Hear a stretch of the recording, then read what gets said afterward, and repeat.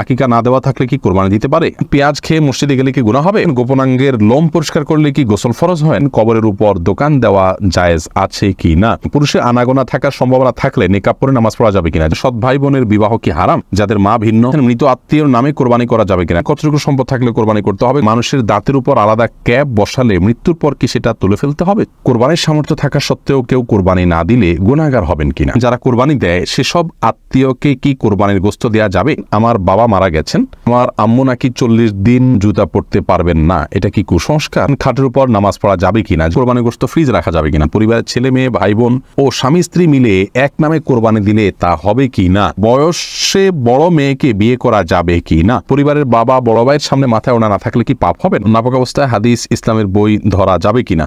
আব্দুর রহমান জুবাইর জানতে চেয়েছেন কবরের উপর দোকান দেওয়া জায়েজ আছে কি না? কবরের উপর দোকান দেওয়া এটা তখন জায়েজ হবে যদি নিরুপায় হয়, বহুকাল হয়ে গেছে কবরের, বাধ্য হয়ে সেখানে দিচ্ছি। সাধারণ অবস্থাতে কবরস্থান বা কবর মানুষের কবরের প্রতি সম্মান প্রদর্শনের অংশ হিসাবে বা তা হক হিসাবে ঠিক কবরের উপরে দোকান দিতে যাবে না, আশপাশে অন্য কোথাও দেওয়া উচিত। লামিয়া সুলতানা জানতে চেয়েছেন পরিবারের বাবা বড় ভাইয়ের সামনে মাথায় ওড়না না থাকলে কি পাপ হবে? না বোন, পাপ হবে না। আপনার বড় ভাই বা বাবার সামনে মাথার ওড়না না থাকলেও পাপ হবে না, কিন্তু ফিতনার এই যুগে যথাসম্ভব আপনি মাথার উপরে ওড়না বা কিছু দিয়ে রাখতে পারলে ভালো, কিন্তু আপনার চুল দেখা গেলে অবশ্যই পাপ হবে না, কোনো অসুবিধা নেই। নাপাক অবস্থায় হাদিস ইসলামের বই ধরা যাবে কিনা? যেখানে আরবি লেখা আছে ধরা যাবে, কোনো অসুবিধা নেই। কোরআনে কারীম যদি থাকে শুধু কোরআনে কারীম স্পর্শ করবেন না, এছাড়া ইসলামিক বই পুস্তক সেখানে হয়তো কোনো একটা পাতায় আধা লাইন এক লাইন হয়তো আরবি লেখা আছে বা হাদিসের মূল পাঠ আছে, সেটি আপনি নাপাক অবস্থায় বা মাসিক চলা অবস্থায় ধরতে পারেন, তাতে গুনাহ হবে না। জান্নাতুল ফেরদাউস আপনি জানতে চেয়েছেন খাটের উপর নামাজ পড়া যাবে কিনা? জি অবশ্যই যাবে, খাটের উপর নামাজ পড়াতে কোনো অসুবিধা নেই।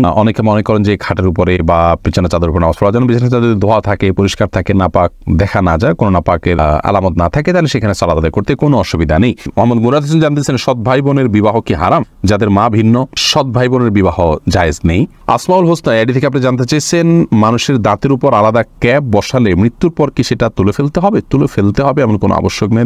দামি কোনো দাঁতও বিয়ে থাকলে সেটা খুলিয়ে রাখবেন। এমনি সোহেল জানতে চেয়েছেন কোরবানির গোশত ফ্রিজে রাখা যাবে কিনা? হ্যাঁ, কোরবানির গোশত ফ্রিজে রাখতে পারেন, কোনো অসুবিধা নেই। তবে ফ্রিজে রাখার উদ্দেশ্যেই যেন কোরবানি না হয়, কোরবানি করার পর গোশত থাকলো থেকে গেল সেগুলো রেখে দিলেন ফ্রিজে, অসুবিধা নেই। ইসমাইল দেওয়ান জানতে চেয়েছেন পেঁয়াজ খেয়ে মসজিদে গেলে কি গুনাহ হবে? পেঁয়াজ বলতে কাঁচা পেঁয়াজ যদি খান, কাঁচা পেঁয়াজ খেয়ে সেই অবস্থায় মসজিদে যাওয়া নিষেধ, হাদিসে স্পষ্ট নিষেধ আছে। তার কারণ হলো মসজিদে ফেরেশতা থাকে, অন্য মানুষরা আছেন, কাঁচা পেঁয়াজ খেলে মুখে দুর্গন্ধ হয়, সেই দুর্গন্ধ নিয়ে মসজিদে গেলে আশপাশের লোকদের কষ্ট হবে, ফেরেশতাদের কষ্ট হবে, সেজন্য হাদিসে নিষেধ আছে। অতএব কাঁচা পেঁয়াজ কেউ খাওয়ার পর ভালো করে মুখের দুর্গন্ধ দূর করে, সেটি অন্য কিছু খেয়ে হোক, ব্রাশ মেসওয়াক ইত্যাদি হোক, যেভাবে হোক অন্য উপায়ে মুখের দুর্গন্ধ দূর করে তারপর তিনি মসজিদে যাবেন। ফাহিম বিনতে ফারুক জানতে চেয়েছেন পুরুষের আনাগোনা থাকার সম্ভাবনা থাকলে নিকাব পরে নামাজ পড়া যাবে কিনা? জি অবশ্যই, নিকাব পরে সাধারণ অবস্থায় নামাজ পড়া যাবে না, কারণ নবী সাল্লাল্লাহু আলাইহি ওয়াসাল্লাম চেহারা ঢেকে সালাত পড়তে নিষেধ করেছেন এবং নারী পুরুষ সকলের জন্য সেটি সমানভাবে প্রযোজ্য। কিন্তু কোনো ক্ষেত্রে যদি এমন হয় যে আপনি এমন জায়গায় সালাত আদায় করছেন এখানে অন্য পুরুষরা আসা যাওয়া করার প্রচন্ড সম্ভাবনা আছে, তাহলে সেক্ষেত্রে আপনি নেকাব পরে সালাত আদায় করতে পারবেন, যেহেতু এটা বিশেষ ওজর রয়েছে। মালিক শাহ জাইন আপনি জানতে চেয়েছেন যারা কোরবানি দেয় সেসব আত্মীয়কে কি কোরবানির গোশত দেওয়া যাবে? অনেকে গোশত না দিলে আবার মাইন্ড করেন, তবুও তাদের প্রচুর গোশত হয়। কোরবানি দিলেও তা কাউকে কোরবানির গোশত দেওয়া যেতে পারে, কারণ আল্লাহ রাব্বুল আলামিন কোরবানির গোশত সম্পর্কে কোরআনে কারীমে একাধিক জায়গায় বলেছেন যে নিজে খাও, অন্য মানুষদেরকেও দাও, যারা অভাবী মানুষের কাছে চায় তাদেরকেও দাও। তার মানে এখানে আত্মীয় স্বজন যারা সলভেন্ট আছেন, আত্মীয়তার বন্ধন স্বরূপ তাদের জন্য কিছু হাদিয়া আপনি পাঠাতে পারেন, এতে কোনো দোষের কিছু নেই। মোহাম্মদ তানভীর জানতে চেয়েছেন বয়সে বড় মেয়েকে বিয়ে করা যাবে কি না? অবশ্যই করা যাবে।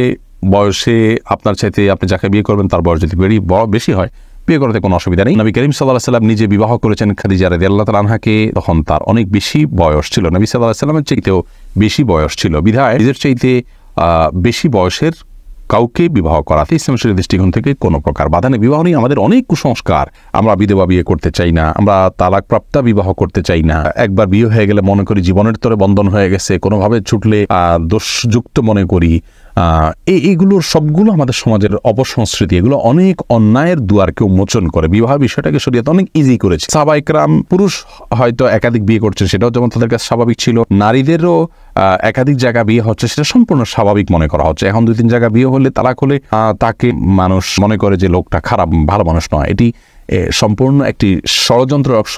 ইবলিস আমাদের সমাজকে অস্থিতিশীল করবার জন্য এই কালচারগুলো প্রবেশ করে দিয়েছে সমাজে। এগুলো আমাদের যত বেশি আমরা বুঝতে সক্ষম হব, ততই ইনশাআল্লাহ কল্যাণের পথে অগ্রসর হতে পারবো। এরপরে নাইমুল হক আজাদ জানতে চেয়েছেন কোরবানির নিসাব পরিমাণ সম্পদ সম্পর্কে বলবেন, কতটুকু সম্পদ থাকলে কোরবানি করতে হবে। কোরবানির নিসাব হলো জাকাতের নিসাব। একজন মানুষের কাছে 595 গ্রাম রূপা বা তার সমমূল্য যদি থাকে তাহলে তার উপরে কোরবানি বর্তাবে, এবং সেই নিসাবটি হলো বর্তমান বাজার মূল্য হিসাব করলে আপনার 595 গ্রাম রূপার যে মূল্য আছে সেটি হয়তো 40 বা 50 হাজার টাকা বা তার কাছাকাছি ফিগারে থাকবে। অতএব আপনি কোরবানির জাকাতের নিসাব সেটিকেই ধরে নেবেন। যদিও এর আগে আমরা শুরুতেই বলেছি যে কোরবানি যে ব্যক্তি করার সামর্থ্য রাখেন তার উপরে কোরবানিটি বর্তায়, এর জন্য নিসাব কোনো আবশ্যক নয়, এমনটি মত দিয়েছেন সৌদি আরব ওলামা ইকরাম এবং অন্যান্য মাযহাবে।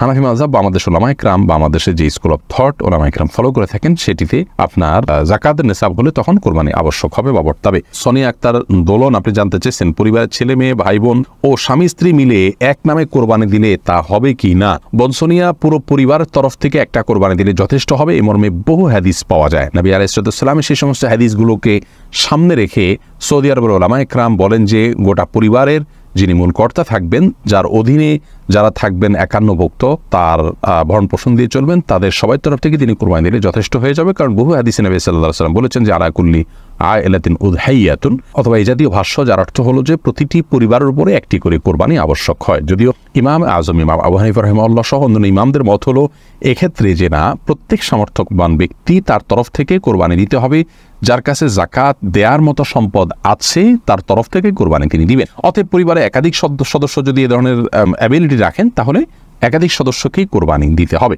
আর এই যে দ্বিতীয় মত যারা বলেন, তারা প্রথমোক্ত মতে যে হাদিস তারা পেশ করেছেন যে প্রত্যেক পরিবারের তরফ থেকে একটা কোরবানি হলে হবে, তারা ওইটার ব্যাখ্যা বলেন যে আসলে তখন একটা পরিবারে একজন কর্তা ছিলেন না, সবাই তার অধীনস্থ থাকতেন, একাধিক ব্যক্তি সাধারণত উপার্জন করতেন না। যখন উপার্জন হয়ে যেতেন, উপার্জনক্ষম হয়ে যেতেন ছেলেরা, তখন তারা বিবাহ করতেন এবং স্বাভাবিকভাবে তাদের আলাদা পরিবার উঠে দাঁড়াতো। নবী সাল্লাল্লাহু আলাইহি ওয়াসাল্লাম সেই দৃষ্টিকোণ থেকে বলেছেন।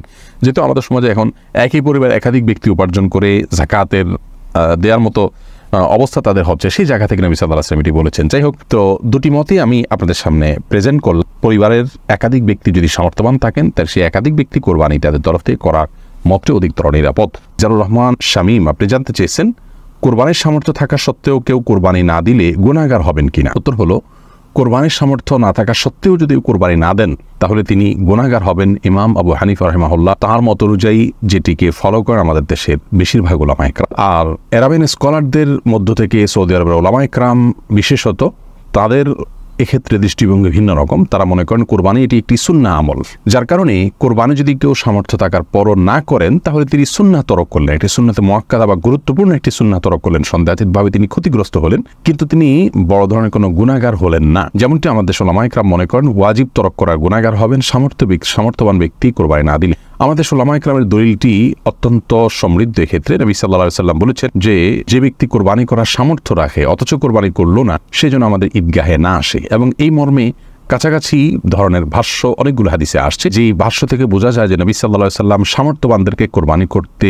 আবশ্যক করেছেন, আবশ্যিকভাবে নির্দেশ করেছেন, এবং না করলে তার জন্য তিনি সতর্কবাণী দিয়েছেন। অতএব সামর্থ্যবানদের জন্য কোরবানি না করে থাকাটা অনুচিত হবে আমরা মনে করি। যদিও বিপরীত দিক থেকে যারা এটিকে সুন্নাহ মনে করেন, তাদেরও দলিল হলো নবী আলাইহিস সালাম বিভিন্ন হাদিসে এটিকে সুন্নাহ বলে অভিহিত করেছেন, ইব্রাহিম আলাইহিস সালামের সুন্নাহ বলেছেন, তো সেই জায়গা থেকে তারা এটিকে সুন্নাহ বলেন। তাওহীদুল ইসলাম সজীব জানতে চেয়েছেন গোপনাঙ্গের লোম পরিষ্কার করলে কি গোসল ফরজ হয়? না, এর সাথে গোসল ফরজের কোনো সম্পর্ক নাই। ফরজের ওযু করে নেবেন, পরিষ্কার পরিচ্ছন্ন হবেন। এমডি জাহিদুল ইসলাম জানতে চেয়েছেন আকিকা না দেওয়া থাকলে কি কোরবানি দিতে পারে? আকিকার সাথে কোরবানির কোনো সম্পর্ক নেই, দুটো সম্পূর্ণ দুই ধরনের ইবাদত। আকিকা না থাকলেও কোরবানি দিতে পারেন, আকিকা না দিলেও কোরবানি দিতে পারেন। এর পরের প্রশ্ন করেছেন মাহবুব আলম, আপনি জানতেছেন মৃত আত্মীয়ের নামে কোরবানি করা যাবে কিনা। মৃত আত্মীয়ের নামে কোরবানি করা যাবে, এ বিষয়ে গত নির্বাচিত প্রশ্নোত্তর লাইভে আমরা বলেছি মৃত আত্মীয়ের নামে কোরবানি করা যাবে। রাসূল আকরাম সাল্লাল্লাহু আলাইহি সাল্লামের তরফ থেকে তার ওয়াফাতের বহুকাল পর আলী রাদিয়াল্লাহু তাআলা কোরবানি করেছেন। বাইহাকী মুসনাদ আহমদ শবিনে হাদিসে বর্ণিত হয়েছে। যদিও জমহুরগণ সাধারণভাবেই মৃত ব্যক্তির তরফ থেকে আলাদা কোরবানি করার পক্ষে মত দিয়েছেন, জায়েজ আছে। কোন ওলামা ইকরাম বলেন যে জীবিত ব্যক্তির নামের সাথে অ্যাড করে এটা করতে, সেজন্য মৃত ব্যক্তির পক্ষ থেকে কোরবানি করা যাবে।